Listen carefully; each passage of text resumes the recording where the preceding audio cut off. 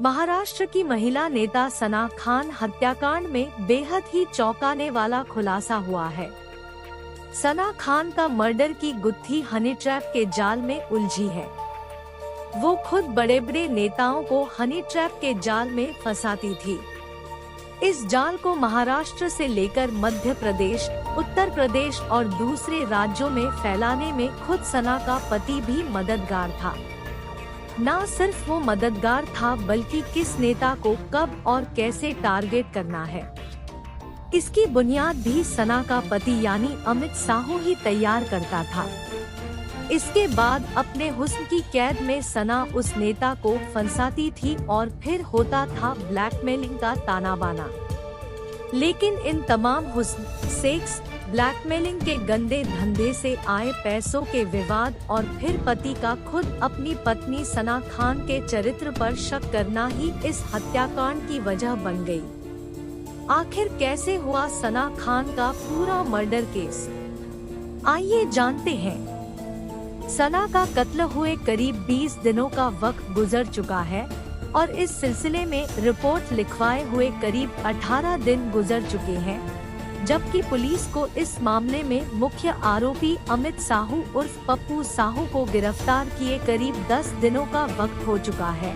लेकिन मुलजिम की गिरफ्तारी और उसकी निशानदेही के बावजूद सना की लाश का कोई ठिकाना नहीं है।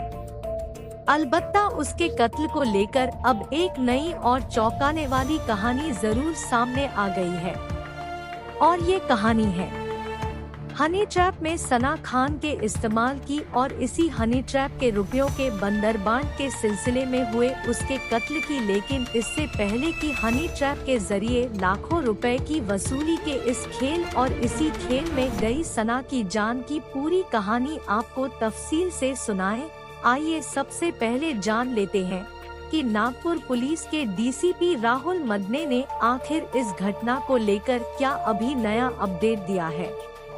असल में नागपुर में सना खान की मां मेहरुन्निसा ने इस सिलसिले में पुलिस को एक नई शिकायत दी है, जिसमें उन्होंने बताया है कि किस तरह जबलपुर का रहने वाला कारोबारी अमित साहू उनकी बेटी को हनी ट्रैप के खेल में चारे की तरह इस्तेमाल कर रहा था। पुलिस का कहना है कि जब उसने इस पहलू की जांच की तो उसे हनी ट्रैप के इस रैकेट को लेकर कई चौंकाने वाली जानकारी हाथ लगी। पुलिस को पता चला कि साहू के इशारे पर सना कर नागपुर, जबलपुर और सिवनी समेत आसपास के इलाके में बड़े और प्रभावशाली लोगों के पास जाया करती थी, जहां इन अमीर और प्रभावशाली लोगों से रिश्ते बनाने के दौरान सना और साहू उन अंतरंग पलों की तस्वीरें चुपके से अपने मोबाइल फोन और दूसरे डिवाइसेस में कैद कर लिया करते थे, जिसके बाद इन लोगों को ऐसी तस्वीरों और वीडियोज के सहारे ब्लैकमेल किया जाता था। पुलिस की माने तो शुरुआती पूछताछ में अमित साहू ने हनी ट्रैप रैकेट चलाने और इसमें सना खान का इस्तेमाल एक मोहरे की तरह करने की बात कबूल कर ली है। लेकिन अब तक ना तो पुलिस सना खान के मोबाइल फोन बरामद कर पाई है और ना ही उसे अमित साहू ने ही अपने फोन सौंपे हैं। ऐसे में पुलिस को अब भी हनी ट्रैप रैकेट और उसके चलते हुए मर्डर की इस वारदात से जुड़े कई सबूतों का इंतजार है। पुलिस की माने तो साहू सना खान के मोबाइल फोन उसकी लाश के साथ नदी में फेंकने की बात कह रहा है, जबकि अपने मोबाइल फोन को लेकर भी झूठ बोल रहा है। लेकिन उसे यकीन है कि वो जल्द ही ये फोन बरामद कर लेगी और इसी के साथ उसे हनी ट्रैप रैकेट से जुड़े कई सबूत भी मिल जाएंगे। पुलिस को इस सिलसिले में कुछ वीडियोज, फोटोज और चैट हाथ लगने की उम्मीद है, जिससे ये पता चल सकेगा कि इस रैकेट ने हाल के दिनों में किन किन लोगों को अपने जाल में फंसाया था और रैकेट में अमित साहू, सना खान और उनके बाकी साथियों की क्या भूमिका थी। पुलिस ने फिलहाल इस सिलसिले में साहू के साथ साथ उसके 2 साथियों रमेश सिंह और धर्मेंद्र यादव को भी गिरफ्तार किया है, जिन्होंने सना की हत्या करने के बाद उसकी लाश को ठिकाने लगाने में अमित साहू की मदद की थी। इसके अलावा दोनों के हनी ट्रैप रैकेट में शामिल बाकी लोगों के बारे में भी जानकारी जुटाने की शुरुआत कर चुकी है।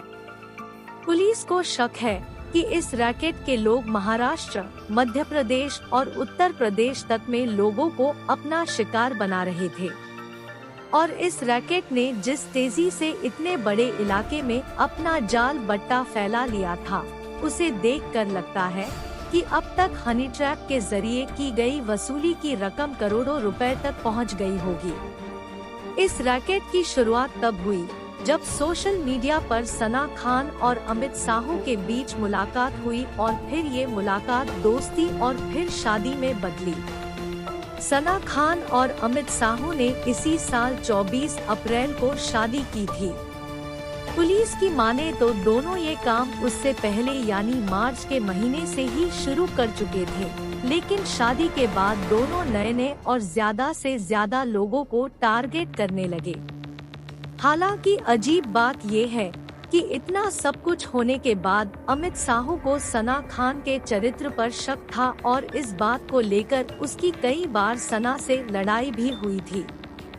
जांच में ये भी सामने आया है कि सना ने साहू को कारोबार के लिए लाखों रुपए भी दे रखे थे, लेकिन साहू ना तो वो रुपए वापस लौटा रहा था और ना ही अपने कारोबार के बारे में उसे कोई जानकारी ही दे रहा था।